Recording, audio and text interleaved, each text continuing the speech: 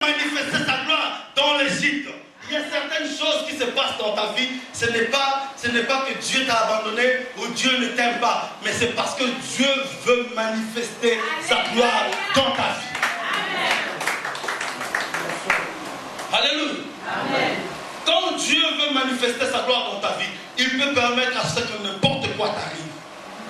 Mais dans ce n'importe quoi là, ne te décourage pas. Toi, attache-toi seulement à l'enfant. Car ta vie dépend de cet enfant-là. Ta vie ne dépend pas d'Ismaël, mais ta vie dépend de l'enfant qui a remis la domination à l'église. Voilà pourquoi la Bible dit dans Proverbe chapitre 3, verset 16, que dans sa droite est une longue vie et dans sa gauche la gloire et la richesse. Donc Jésus-Christ devait mourir à la croix et il devait être cloué comme ça pour que dans sa droite nous puissions recevoir la vie éternelle que nous avons perdue et que dans sa gauche nous puissions recevoir la gloire et la richesse.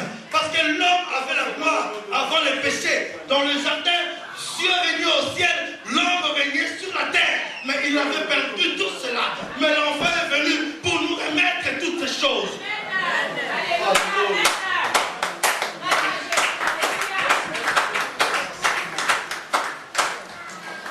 L'enfant est venu pour nous remettre la gloire, la richesse, la vie éternelle. Et cet enfant n'a pas besoin qu'on donne à sa mère du pain. Alléluia. Il n'a pas besoin qu'on donne à sa mère du pain. Il n'a même pas besoin qu'on lui donne du pain, lui, parce qu'il a dit dans Jean plutôt chapitre 6, verset 35, que je suis moi le pain de vie. Celui qui vient à moi n'aura jamais faim. Alléluia. L'enfant que je vous présente, le Seigneur Jésus.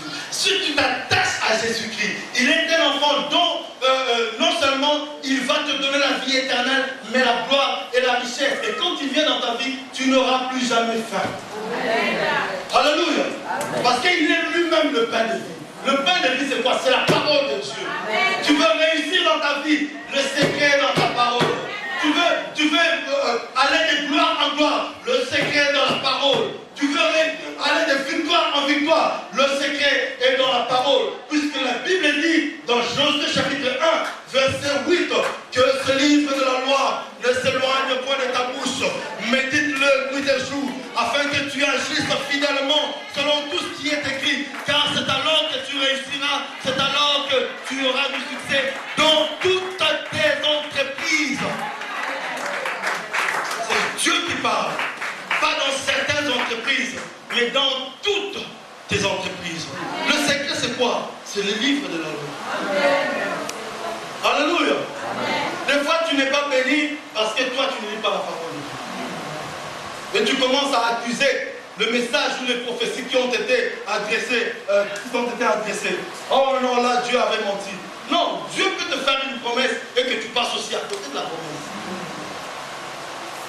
La bénédiction peut venir comme ça. Gloire à Jésus. Alléluia. Vous savez, il y a beaucoup de gens qui sont passés à côté de leur bénédiction parce qu'ils avaient des yeux fermés. Les yeux spirituels, bien sûr. La Bible nous dit qu'Agar était là. Pendant que Agar pleurait, pasteur, le puits d'eau était là. Elle ne voyait pas. Pourquoi? Parce qu'elle regardait avec des yeux physiques. Comme quelqu'un marche avec des yeux physiques ouverts, qu'est-ce que les gens voient? Des obstacles, des difficultés, des problèmes. Alléluia. Qu'est-ce que les gens disent? Ah, qu'est-ce que les gens vont faire? Ça, ce sont des géants. Oh, ils ne vont pas me permettre d'entrer dans la terre promise. Non, tu as besoin que le Seigneur t'ouvre les yeux spirituels. Car celui qui a les yeux spirituels, à la place des obstacles, il voit des opportunités. À la place de la maladie, il voit la guérison.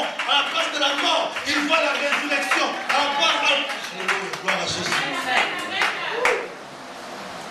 Agar avait les yeux fermés.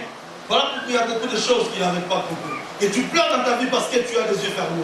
Que le Seigneur t'ouvre les yeux spirituels pour voir le travail que le Seigneur Jésus a accompli. Il n'y a rien qui ne soit. Dieu a déjà tout fait. Dieu a déjà tout mis devant toi.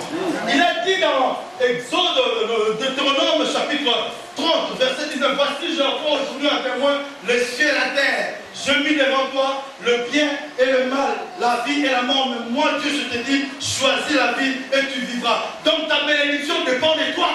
C'est un choix.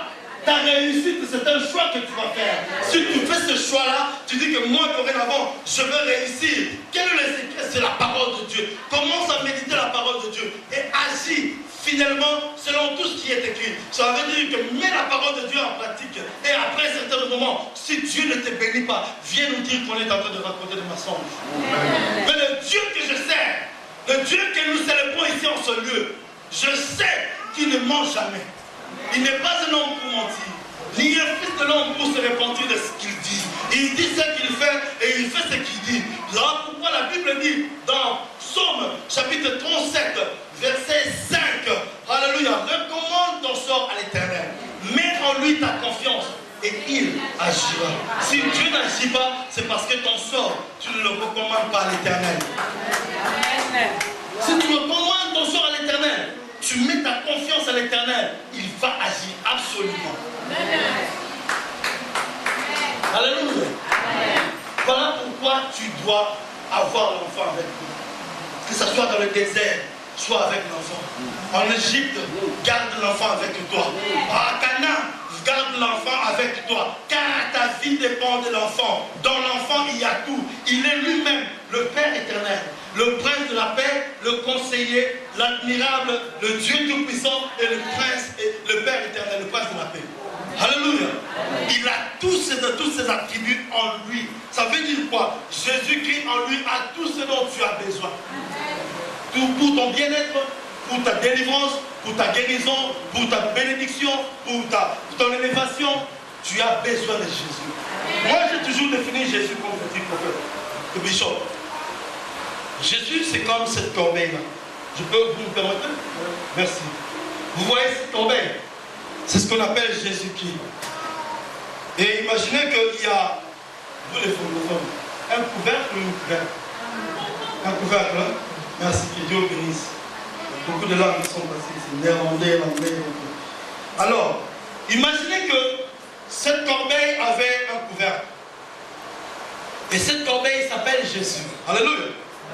Dieu maintenant prend la corbeille qui s'appelle Jésus, il ouvre le couvercle. Il prend la vie éternelle, il met dedans. Il prend la bonne santé, il met dedans.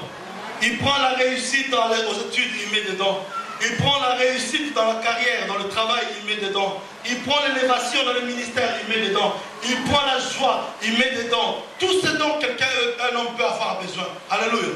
Et il ferme le couvercle de la corbeille qu'on appelle Jésus. Alors quand toi tu reçois dans ta vie comme Jésus-Christ comme Seigneur Sauveur, ça veut dire que tu reçois cette corbeille-là. Et que quand tu marches avec lui, la corbeille qui est l'enfant, tu marches avec l'enfant, tu marches avec Jésus, donc tu marches avec tout ce que Dieu t'a donné en Jésus-Christ. Qu'est-ce que ça veut dire? À un certain moment, si ma finance commence à sécher, oh, je me mets à genoux, je dépose la corbeille qui est Jésus, j'ouvre le couvercle, je prends l'argent, puisque la Bible dit que mon Dieu, à lui appartiennent l'or et l'argent, je ferme. Je continue. À un certain moment, quand la maladie m'attrape, je me mets à genoux, je prends la corbeille, j'ouvre le couvercle, je prends la bonne santé, je la porte, j'ai tout ce dont j'ai besoin dans Jésus-Christ.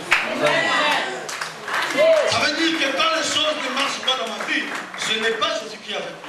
Je l'ai déposé quelque part. Alléluia. Mais il n'est jamais trop tard. Qu'est-ce qu'il faut faire? Il faut retourner là où l'enfant était. Agar était en train de pleurer. Voilà pourquoi l'ange lui dit, j'ai répété cette phrase 2 fois. Il a dit, lève-toi, prends l'enfant, saisis-le de ta main. Alléluia. Si tu avais abandonné l'enfant quelque part, je te dis ce soir, lève-toi, prends l'enfant, saisis-le dans ta main. Car dans cet enfant-là, il y a tout ce dont tu as besoin. Je pense que je peux m'arrêter. Je pense que je peux m'arrêter là.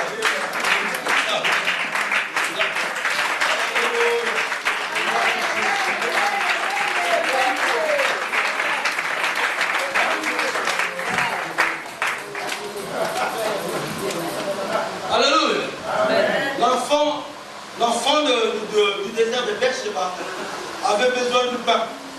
Mais l'enfant qui est venu du ciel, il est lui-même le pain. L'enfant du désert de Beersheba avait besoin de l'eau. Alléluia. Mais l'enfant qui est venu du ciel n'a pas besoin de l'eau, car il a dit dans Jean 7, verset 35, que si quelqu'un a soif, qu'il vienne à moi et qu'il boive. Et celui qui croit en moi, au pluriel, des fleuves d'eau, ou des fleuves d'eau vive, plutôt, pas n'importe quelle eau, des fleuves d'eau vive couleront de son sein. La Bible dit dans le verset 39 qu'il parlait du Saint-Esprit. Tu ne peux pas manger le pain. Le pain du désert, peut-être ça pouvait se manger sans l'eau. Mais ce pain-là, tu ne peux pas le manger sans l'eau. Alléluia. Le Saint-Esprit. Et cette eau-là, l'eau qui descend du ciel, elle ne tarit jamais.